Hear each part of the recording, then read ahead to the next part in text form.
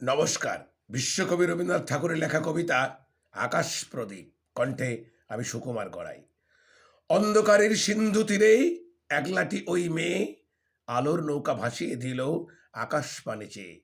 মাঝে তাহার স্বর্গে গেছে এই কথা সে জানে, ওই প্রদীপের খেয়া বেয়ে আসবে ঘরের পানে। পৃথিবীতে অসংখ্য লোক, অগণ্য তার পথ, অজানা দেশ কত আছে, অচেনা পর্বত। তারই মধ্যে স্বর্গ থেকেই ছোট্ট ঘরের কোণ, যাই কি দেখা যেথায় থাকে দুটিতে ভাই বোন। মা কি তাদের খুঁজে খুঁজে বেড়ায় অন্ধকারে, তারাই তারাই পথ হারিয়ে যাই শূন্যের পারে।